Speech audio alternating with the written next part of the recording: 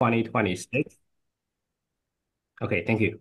Also, welcome any students who going to be for the year of 2027 and 2028. It should provide a very good introduction for you, so you can expect what to happen next year. During the summer, we will have four sessions overall. Today is for a UC application. Next one will be the common application system. The last two will be the resume and for the supplement essay. Um, this is Saturday afternoon. Please reserve your time for the following weeks. So that will be June 21st. That's a Saturday as well. June 28th. But we will skip July 5th. So July 4th is a national holiday. So we're gonna skip that Saturday. Then we'll be on again for July 12th. So we are very excited to have Jose here. And he is our great lecturer. We have been working together for so many years. So very excited to have him here. One last thing to mention before I hand over to Jose is if you have any questions, please feel free to put them in the chat box. We will reserve time towards the end of the lecture for Q&A. All right, without further delay, let me hand over to Jose. Well, thank you so much, CJ, and thank you for all of you for attending. This is a very important time, especially for those of you who are part of the class of 2026. You will be turning in your college applications in about 5 months with a due date of approximately November 30th, especially for the University of California. And so what we want to cover today are the personal insight questions for the University of California. And just a little bit about me before we begin. I've been working with college students for about 25 years, helping high school students, that is, reach their goals. I have worked both as a private college counselor and also as a public high school counselor. My degree is in speech communication. That's an undergraduate degree. And then I have two master's degrees, one in counseling and guidance and one in educational administration. For me, my philosophy is that very similar to Stephen Covey in that you want to begin with the end goal in mind. And so we want to find out what your goal is and then see where we're at and then make steps to reach that goal. And that brings us to the University of California. The purpose of the PIQs, which stands for Personal Insight Questions, are for you to express yourself, to provide some context on your life, for you to advocate for yourself. And it's used in the selection criteria for the University of California. So many times we're told not to brag about ourselves and to not use the words me, myself, and I. Well, this is a case where you want to write me, myself, and I, because the purpose of the PIQs is for you to express who you are, what matters to you, the University of California to know, and in other words, what's important to you. So hopefully this point comes across. It's about you. It also provides information for selection on scholarships, provides information if you have gaps in your education and anything else, and it allows you to tell your own personal experiences. Keep in mind that the University of California does not conduct interviews, nor do they accept letters of recommendation. So this is your opportunity to advocate for yourself. So you may or may not know this, but there are 13 factors that the Office of Admissions go through when they evaluate an application. And your responses to the PIQ should align to some of those 13 factors. And while all the factors are evaluated more or less the same, often different campuses apply these factors differently. So the factors, number one, would be your academic grade point GPA in your A through G courses. Number two, the content of performance of all your A through G subjects beyond the minimum requirement. Number three, the number of UC approved honor courses. And if you don't know what those are, you can simply Google UC doorways, put in the name of your high school. It'll populate. You find your course list, and those courses with stars next to them on the left side, that would be a UC approved honors course. It could be an AP course or an IB course or even a college course. It also allows you, if you are ranked in the top 9%, that's called ELC, eligibility in the local context, and that is guaranteed acceptance to a University of California school, not the campus of your choice. More than likely, it's guaranteed admission to UC Merced, but being part of ELC is also a good designation. They look at the quality of your senior year, what courses you will be taking as a senior, your academic performance. But if you look at number 7, one of the criteria is outstanding performance in one or more specific subject areas. So for take the subject of math, most high schools conclude with Calculus BC, that is AP Calculus BC. If you've exceeded that, if you've taken that as a sophomore or as a junior, it might be good to move on to linear algebra, perhaps calculus with analytical geometry. So it's outstanding performance in one or more subject areas, usually beyond what your high school has to offer. Number 8, outstanding work in one or more special projects. So this is where the PIQs come in, where you want to self-advocate and let people know marked improvement in academic performance. Number 10, very, very important, special talents, achievements, or awards. This could be musical, it could be athletic, intensive study. And I want to let you, these words are specifically highlighted for you to point out and for you to recognize that it's significant community service, significant experience. In other words, a lot of students have a lot of breadth of activities, but they don't necessarily have a lot of depth. So it's important to have significant experience in special areas. It could be a completion of a special project, or even certain academic accomplishments. Maybe in light of your life experiences, maybe you are a national merit finalist or a national merit semifinalist. And so that's important. And then also the community in which you reside and the location of your high school. So you can find this on the web. It's just the factors or 13 criteria for admission for the University of California.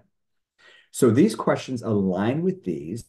So you have 8 personal insight questions, and you must choose 4 of the 8.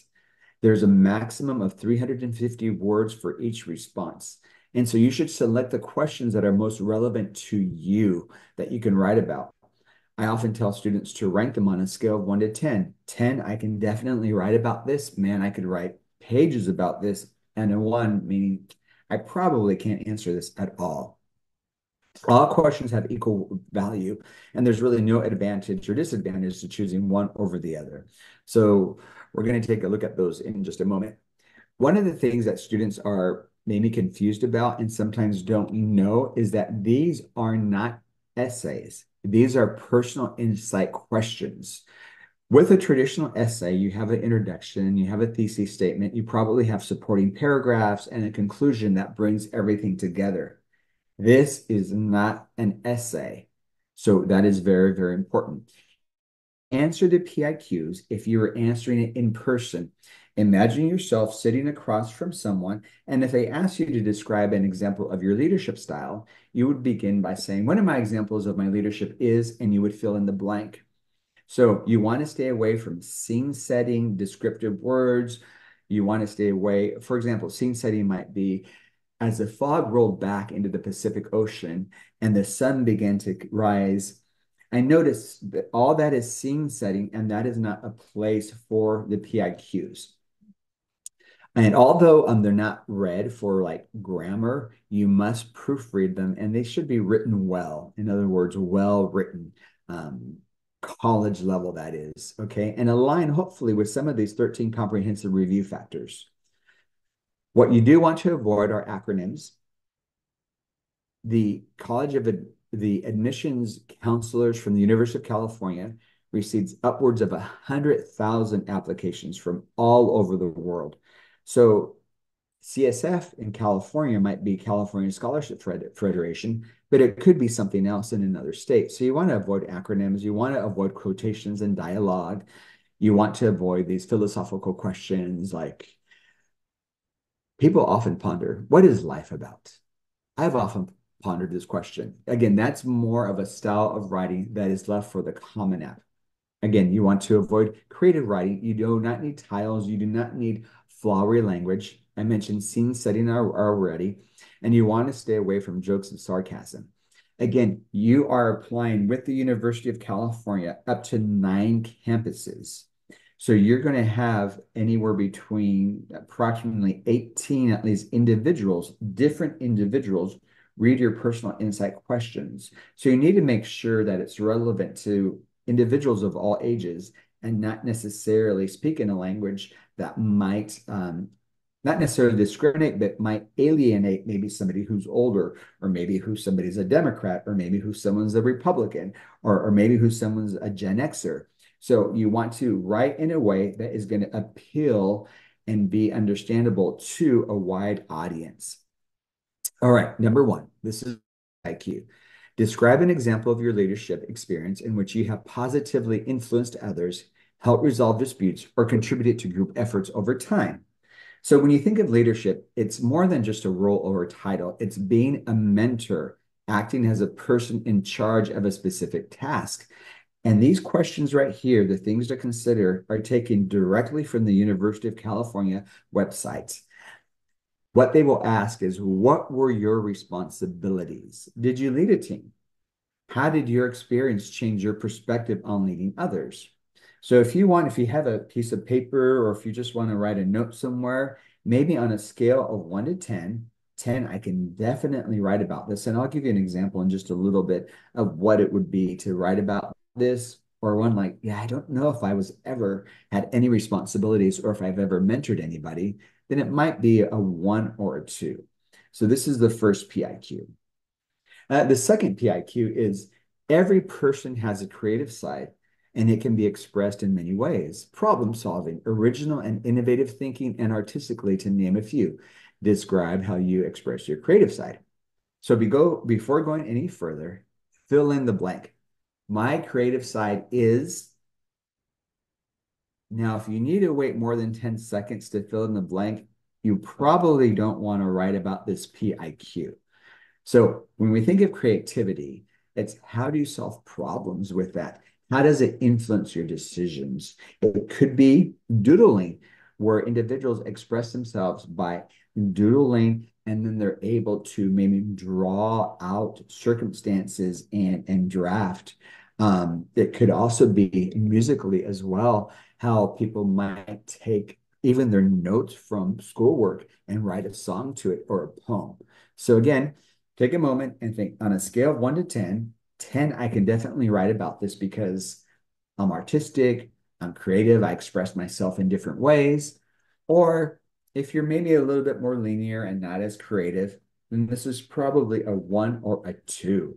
All right, now we're going to move on to PIQ number 3. What would you say is your greatest talent or skill? How have you developed and demonstrated that talent over time? So take a moment and fill in the blank. My greatest talent or my greatest skill is... Now, if you need to take more than 10 seconds to fill in the blank, again, you might not be one to answer this PIQ. So if there's a talent or skill, it could be playing soccer, it could be drawing, it could be solving problems, it could be teaching, it could be programming. You don't necessarily have to be recognized or win awards for it. But if you did, you want to mention that. But why is it meaningful to you? Why is it important to you? How have you grown in this? It could be martial arts. It could be some sort of maybe even in a spelling bee. So again, and one of the questions they will ask and that you need to answer is it natural, or have you worked at it? I've really had to work at it. So for example, I have a student who has learned to play drums. And at first I was a little bit reluctant that he was going to talk about being a drummer, but he was talking how his left brain and his right brain have to work together, and how his feet have one rhythm and one count, and his hands have another count. And he's learned to almost separate the function of his body to be able to work in unison, even though they're working with different timings. And he had to develop that. And so he's able to multitask now in different areas of his life. So again, and that leads, How does it fit into your schedule? How have you used this skill inside or outside of the classroom? So that is PIQ number 3. PIQ number 4. This is very, very tricky because there's actually 2 questions in this one that you need to choose from. The first one is, describe how you have taken advantage of a significant educational opportunity. We'll stop right there. The next word, or, is a conjunction. It is not and, it's one or the other. So if you write about a significant educational opportunity, you need to describe what it is. It's what's added value to your education. It could be an internship. Maybe it was away at a camp. Maybe it was a college course that you enrolled in. So take a moment and fill in the blank. My most significant educational opportunity has been, and hopefully you don't have to think too much to come up with something. And that's what you would write about, whatever came to your mind. The second part of this is, or, work to overcome an educational barrier you have faced. So it's one or the other. You do not write about both here. If you write about educational barriers, how did you overcome them? Or are you still struggling with that today? What characteristics or skills did you call upon to overcome this challenge? And this is a place to describe that you're resilient, that you're tenacious, that you don't give up. But remember, this is an educational barrier. Maybe you were an individual, as I have had students in the past who had an IEP, which is an individual education plan, due to a speech impediment. And so they weren't able to speak, and perhaps they did not want to give public presentations in classrooms, but they were able to overcome that. I've had other students who have ADHD, and yet they've been pulled out of the classroom for a study skills class to help focus. And then that has prevented them from taking more advanced classes, but then they've been able to learn to focus themselves. So that would be an example of an educational barrier. All right. So it's one or the other in this one. It's not both, it's one or the other. And number 5, describe the most significant challenge you have faced and the steps you have taken to overcome this challenge. How has this challenge affected your academic achievement? Okay, so a word of caution here. A lot of people have challenges, but they're not necessarily significant. So for example, I have had a student who has lost both of his legs. He is a double amputee, and his life is restrained to a wheelchair. That is a significant challenge. If you lived in Pacific Palisades and your home burned down and your community or your school burned down, that will be a significant challenge. And it's affected your academic achievement. So it could be something personal, maybe something in your community. Maybe you live in downtown Los Angeles right now, and there are protests going on, and you can't go to your graduation for whatever reason. So those would be, and this is a good opportunity to talk about obstacles that you have faced and what you have learned from that. And did you go about that alone, or did you have support from other people? And the other thing is too, is that if you're working your way through a challenge, what are you doing now, and how is your life any different? How has your life changed? Be very cautious, because I have had students write about a parent perhaps losing a job, and then they had to do their own laundry, and they could no longer employ a gardener, and they actually had to mow the lawn. Okay, that is not significant. All right, that's just a part of life. So you want to make sure you're not trivial about this, because there are many, many students who have had significant challenges that change their lives. So take a brief moment and answer the question. The most significant challenge in my life has been, and fill in the blank. So again, if you really have to think about it, you probably don't want to write about this. And also be grateful that you haven't had any significant challenge. All right. So again, on a scale of 1 to 10, 10, I can definitely write about this. 1 or 2, probably not. 5, I'm not really sure. All right. Number 6. Think about an academic subject that inspires you. Describe how you have furthered this interest inside or outside of the classroom. My personal advice, especially if you are applying to competitive major, and I'll show you in just a moment, just about every major at the University of California is competitive, is to write about this. Because if you want to study computer science, your chances of being admitted are about 3%. And so, why does it inspire you? What have you done? How have you developed this interest inside and outside of the classroom through internships, employment, summer programs, clubs at school? What have you gained from that involvement? How does this affect your major? How does this affect the future career that you want to pursue? All right. So, first of all, answer this question to yourself. The academic subject that inspires me the most is, and then fill in the blank. At this point, everyone should have an academic subject that inspires them. Could be science, could be history, it could be foreign languages, it could even be art. Whatever it is, go ahead and fill that. Hopefully, it ties into your major because I think that will make you stand out as an applicant. So again, on a scale 1 to 10, 10 I write about this, 1 I can't. Go ahead and rank number 6. Where do I fall with number 6? Number 7, what have you done to make your school or community a better place? All right. So the first thing you need to do is define community. So fill in the blank. For me, community is could be family. It could be your place of faith. It could be your school. It might be a cultural community within the city that you live in. As it says here, you can define community any way you want, but you need to define it. And secondly, you need to talk about your role in that community. Was there a problem that you wanted to fix? What was it? And then why were you inspired to act? What did you learn from it? How did your actions benefit others? Did you work by yourself or did you work with others to initiate change in your community? So again, think about how you define community and try to answer this question. I have made my community a better place by, and then fill in the blank. All right. I have made my community a better place by, and hopefully you don't have to take too long to think about that. And the other one is, my community is, and then you want to define what that community is. So again, you know the drill now. On a scale 1 to 10, 10, I can write about this one. Not really sure.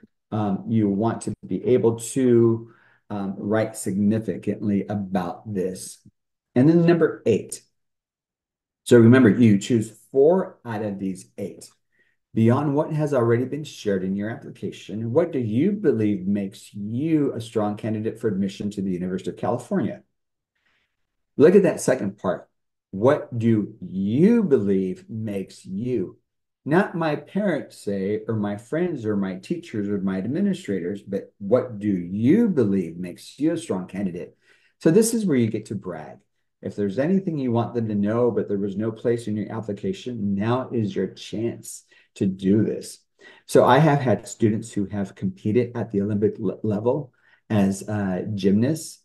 I have had students who have appeared on America's Got Talent as part of a dance team. I have had students who have extreme artistic ability, and their art has been demonstrated at the Smithsonian in Washington. And so this is a place where you can brag about yourself. All right. So from your point of view, again, not from others' point of view, but from your point of view. So you would begin this PIQ with what makes me a strong candidate is, and then fill in the blank. What makes me a strong candidate for admission is, and then fill in the blank. Or I am an excellent choice for the University of California because and then fill in the blank.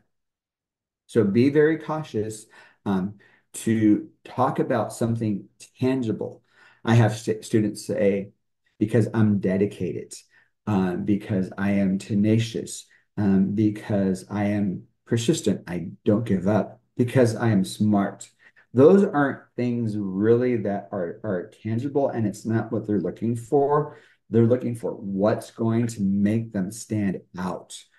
So, for example, if you do not know this, if schools like not only Stanford, but USC and including UCLA, if they were countries, they would actually have more Olympic medals than actual smaller European countries themselves because of the number of athletes that attend those universities. So again, this is a place where you want to brag and say, this is how I will make your school better. And this is how I will place your school on the map. All right. So when we go back to this, what I want to highlight, and I won't read all of these, but when we look at number one, it's your leadership and what you have done. Number two, about creativity, how you express your creative side. Number three, what would you say is your greatest talent and how have you developed it? It's not my mom and dad say, or my teachers have said, it's what would you say? So you would begin number three by saying, my greatest talent or skill is, and you would fill in the blank. Number four, describe how you have taken advantage of a significant educational barrier or work to overcome an educational barrier you have faced, not your family. So you can't say my family lived or survived a tsunami and talk about them, but it was what I have, experience what it's like to be in a tsunami, and it has been extremely difficult. So it's about you and not other people. Number five, describe the most significant challenge you have faced, the steps you have taken. How has this challenge affected your academic achievement? So again, if you are being asked this, how have you would answer it, I have faced this. I have done this. Number six, describe an academic subject that inspires you. Describe how you have furthered this interest. I have taken courses at the community college. I have sought out an internship. I have sought out employment that aligns with my career as an accountant by working at, and so on. Number seven, what have you done to make your community a better place? So it's what you have done. And then again, your application, what do you believe makes you a strong candidate for admission? So I am going to give you some before and after. So this is a student that started. So the first part is originally what he wrote. And so one of the things that we do here is to help students with editing their essays. So he wrote, a birthmark that covers about a quarter of your face can be quite unappealing. Hence, I received the nickname Two-Face in middle school. I received the name how we look. I received the name how we look matters a lot. And for someone who isn't considered good looking like me, I experience a lot of challenges to this day. My looks made me introverted, highly sensitive, and reserved. I found it difficult to communicate with others because I'm afraid of people judging one, and he went on to write. But it's interesting, if you look at that first sentence, mark that covers about a quarter of your face can be quite unappealing. He's actually talking in third person. He's not using the word I. So then in working with him, look at the second paragraph. I received the nickname Two-Face in middle school because of the birthmark on my face, which made me introverted and reserved. I found it difficult to communicate with others because of my fear of being judged. Every time I went out and talked with others, I'd become overwhelmed with anxiety. I would want to run back to my room and cower in the corner where no one would see my face. At school, I was reluctant to ask questions, collaborate, and study with others, limiting my academic potential. However, in 10th grade, when my GPA, and then he goes on. So again, you kind of see the difference of the question being answered indirectly and the question being answered directly. Here's another one. During the summer following my sophomore year, I asked to be the primary caretaker for my grandfather who suffered from type 1 diabetes for about a month. I had never been close with my grandfather. So by caring for him, I hope to, so this is how the student wrote it. Not quite correct. I hope to would spend time with him and deepen our relationship. My relatives also believe that if an adolescent cared for an elder, they would lead a prosperous life. My daily responsibilities included administering insulin into my grandfather daily and ensuring my grandfather maintained a healthy diet, exercise, and remained stress-free. Again, remember when we were going over the PIQs, it was what have you done? What do you think? So the sentence at the top where it says my relatives also believed, again, that doesn't matter. What do you think as a student? So this is a revised version of that paragraph. When my grandfather passed away from diabetes, I was a sophomore enrolled in AP biology. His passing made me ponder the lack of cures for diseases like diabetes as I read about the endocrine system. Therefore, I sought out purposeful opportunities to research these diseases, learn more about the fascinating human body, and satisfy my curiosity for science. I applied and was selected as a research student for ASDRP, Aspiring Scholars Directed Research Program. There, I worked with Dr. Gandhi, a specialist in internal medicine, and led a team of 8 students for the 12-week program. I felt fortunate to have an advisor from whom I could glean knowledge, especially about diabetes. Our purpose was to test the effects of natural agents from bitter, and the student goes on. But again, you see there's a lot more. I read, I sought, I applied and was selected. I worked with. So that is important about the PIQs. It's about you. So most of the sentences should include the word I. Here's another one. For me, learning to embrace my heritage took a long time. It is one of the most profound and beloved thing in my life, but there have been many struggles along the way. When I was in elementary school, it was as if the world around me was telling me not to love myself or my culture. Again, now they're kind of stepping out what the world was telling this person. When I looked in the mirror, my skin was too dark. When someone asked me what my name was, it was too hard to pronounce. When someone asked me what I did that weekend, I didn't have the courage to tell them I went to the temple. I lied and said I went to the park. My mother enrolled me in Hinduism classes when I was in the 5th grade. I refused to go, but when my mother changes the story. So this is how we edited it. It took time to embrace my heritage. It is one of the most profound and beloved aspects of my life. But there have been many struggles along the way. In elementary school, when I looked at myself in the mirror, I felt that my skin was too dark, my name was hard to pronounce, and my religion was something that was abnormal. I often felt as if I couldn't love myself or my culture. My mother enrolled me in Hinduism classes when I was in 5th grade. I refused to go, but when my mother pushed me along, all I could do was pretend it did not exist. And it goes on. So again, this is how we edit and work with students.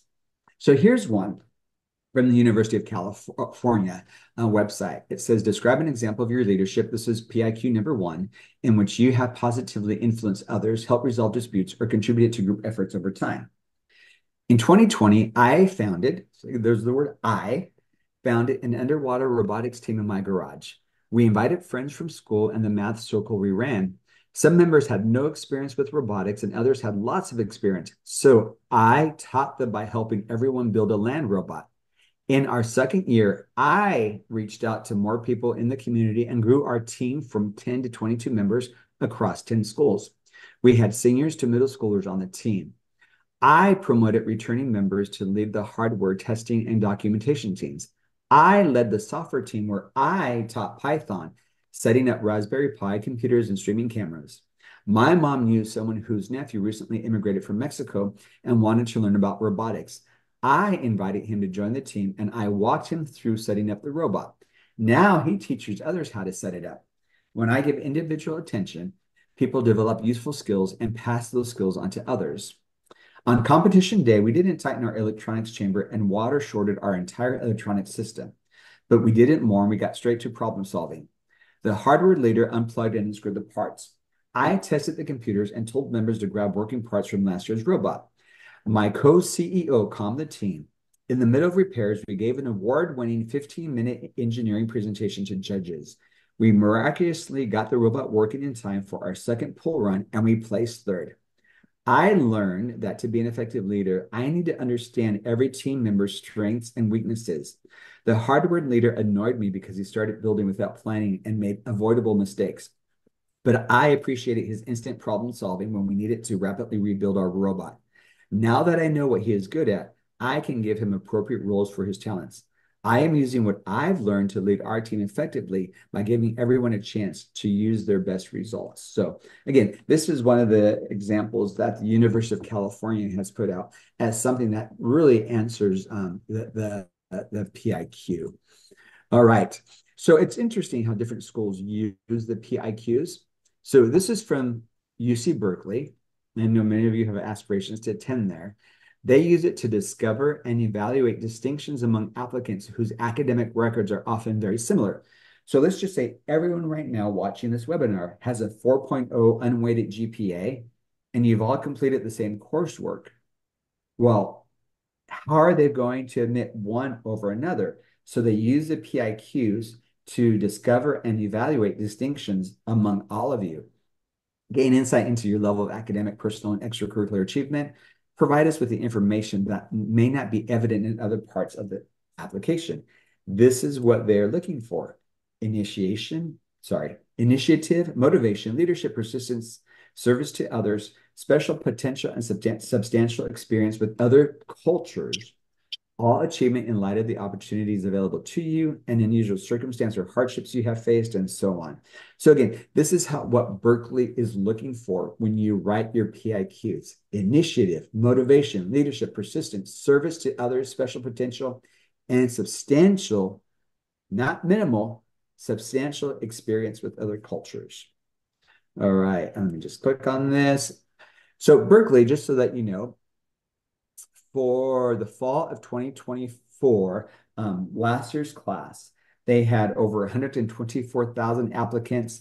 They admitted 13,701 students, and their admit rate was 11%. And you can see here that the median GPA was 4.15 to 4.29. And then that is a UC GPA, which is a weighted cap GPA that gives you only 8 weighted points, or for honors courses, meaning 8 semesters only.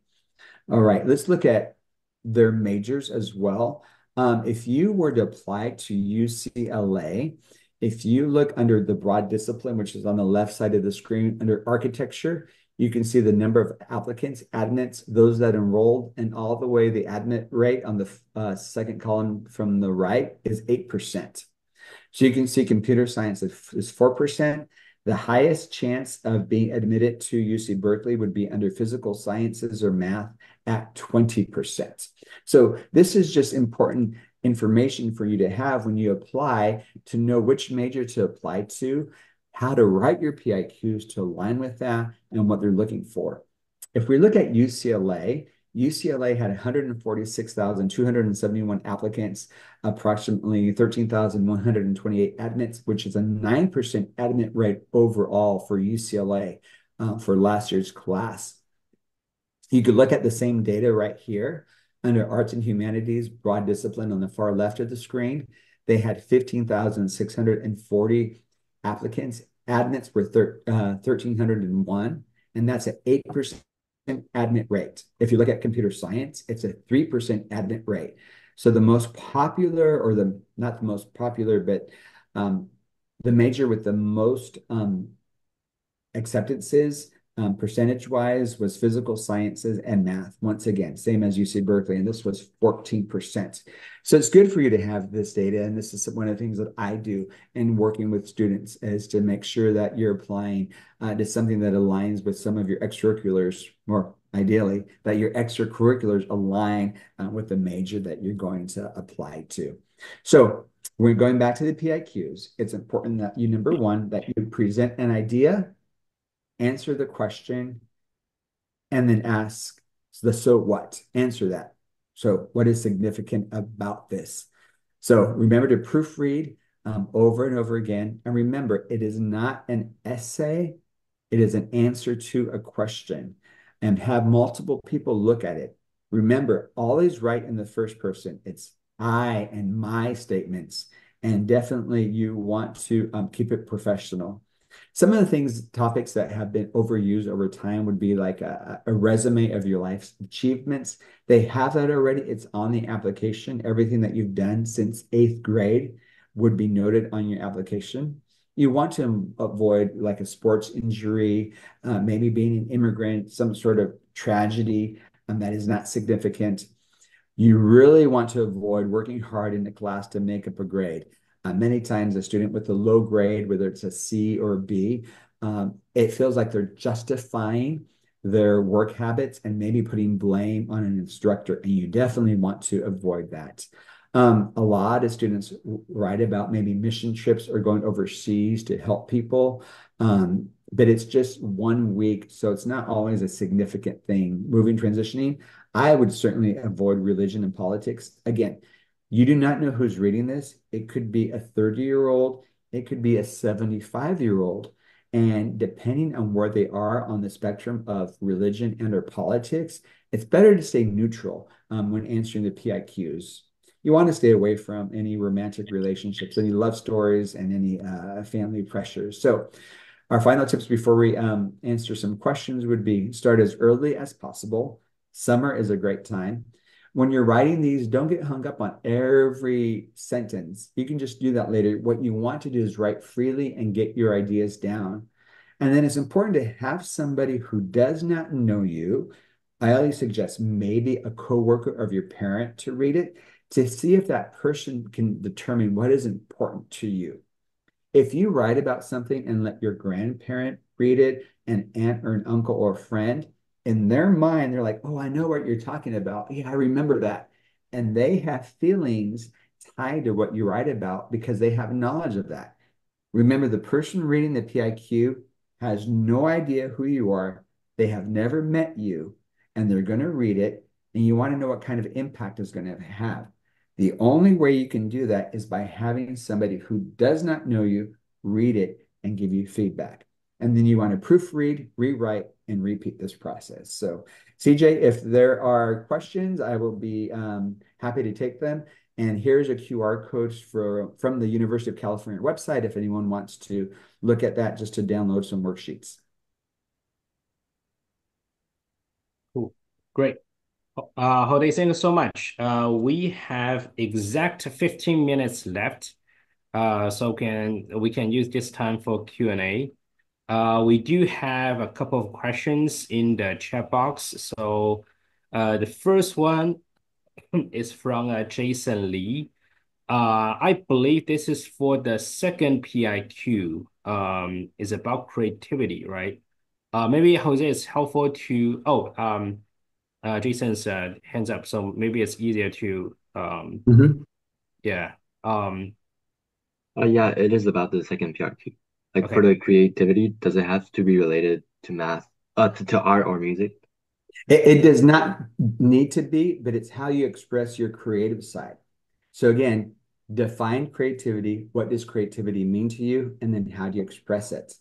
So some students who might be into mechanical engineering would write about, I love to put pieces together and see how pieces work. And they may talk about Legos when they were a little kid and then how that's developed. But it does not need to be about art. It does not need to be about visual performing arts or any type of drawing of that nature. Can I talk about like a innovation of idea? Like I discovered new formulas in mathematics. And it would be how you develop those formulas, how you discover them, and how you apply them. So that can fit there. Oftentimes, when I work with students, they may write something and we might move where it goes. So, for example, depending on what you write about, that might work for number 8. What makes you a standout candidate for the University of California? I love to innovate formulas for math, or it might work under number 6. Describe a subject that you can't get enough of. So oftentimes, right, and then we see where it fits best.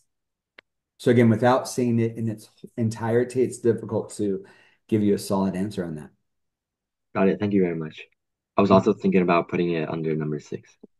Okay, yeah. So, and we'll just kind of see where it fits best. Great. All right. Second question is about the other questioning PIQ. So, as a leadership, the question that feeling a little bit mandatory to choose. if the student feels that I don't have like a lot of leadership kind of examples, is it like okay to escape? Is something like mandatory to choose the question?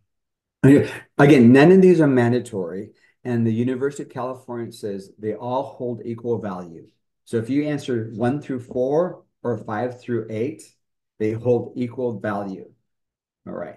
What you don't want to do is feel like I need to make something up for it to fit. And so again, that's where I encourage students to write. Here's something else. And again, to play. Your applications are due in approximately 5 months.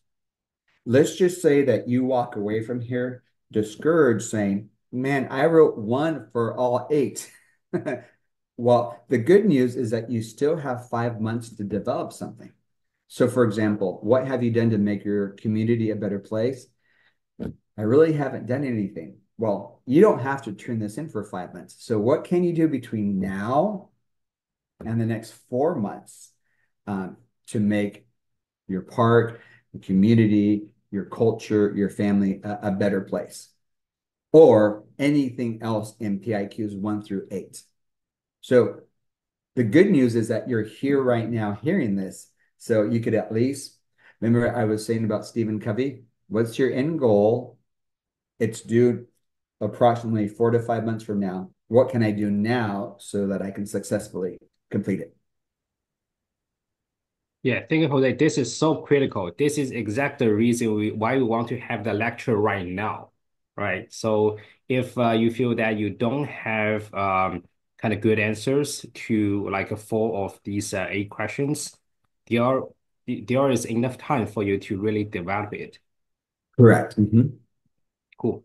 All right. Thank you, Jose. Next question. So some students may worry that if I kind of in answering these questions, we put something like about our weakness or some kind of shortcomings, are they going to leave some kind of a negative impression of the application? Some students may have some kind of concern like that. Can you And, answer it? Yeah. mhm. That is a valid concern. My recommendation, as when you have somebody else read it, is what is their impression? When a student writes about, I am depressed or I suffer from anorexia, and they are still dealing with that, it may put a concern in the reader's head. Do we want this person on our campus? Is this person healthy enough to be present? Now, if it's a struggle that they have overcome and they specifically state it might be my I have seen a psychologist for the last 2 years and has helped me with this problem. I feel confident going forward. But you certainly don't want to write about you where they think, will you be safe on campus? Will you be able to handle the pressure of the rigor of the University of California? So that's where you have to carefully balance and then have somebody else read it and see what they think, what their perspective or perception is. Got it. Thank you. Um, well, we do have last question here from the chat box, but Hoda, you kind of already answered it. So the question about is that among the 8 questions in PIQs, are there anything kind of students have to choose, or what is the order? But you kind of answer that. Right. And there is no order.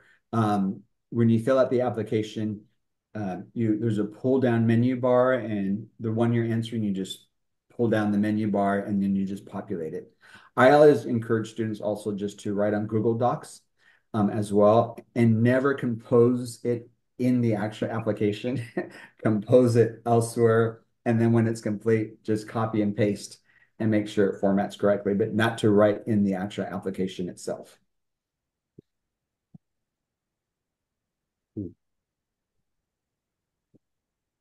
Any other questions? Well, so these are all the questions in the chat box. So in the audience, with students and parents, any other questions you may have, feel free to raise your hand or type in the chat box.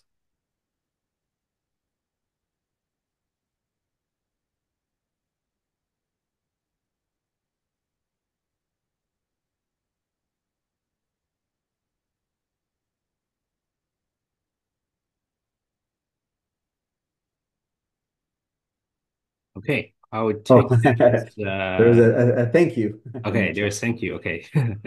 All right. So probably one last thing to mention is the oh actually the Jose, I do find that in your kind of presentation I find one thing extremely helpful is the examples you have for what is the original answers that students have and Oh, what mhm. is the revised version. Right, you kind of make a few points that one is for the answers we need to highlighting on our own experience, right? Highlighting, Correct. Mhm. right? Then second is we need to make a lot of kind of things very tangible. So I think for the quite a few examples you give, you really kind of make it very vividly, like what is the original answer and what is the better answer. So I find this is super helpful. So I hope that our students and the parents can learn a lot from these examples. These are super valuable to me. And we'll be making this presentation available to others. Yeah. Yes. Yes. Cool. One thing to highlight before we close up. So next Monday, for our students, gonna apply for 2026, you will receive a list of PIQ, and you will have 1 week to select what are the 4 questions out of the 8 you really want to answer. Of course, that you don't need to have all the answers ready, right? So you have a little bit time to develop that. But let's just start selecting like what are the 6 questions you really want to focus on, and give some reasons and also the plan. So you'll have a week to complete that. So these are kind of the homework after today's lecture. And this, if this QR code, um, there's a worksheet that is tied to it that is a great way to help select that. Great. Thank you. You're very All right. welcome. Our next lecture gonna be next Saturday, 7 p.m. Pacific time. We'll have Jose back to have a lecture upon the common application essay writing. So thank you so much for your time. Thank you, Jose, so much about this great lecture. We all learned a lot from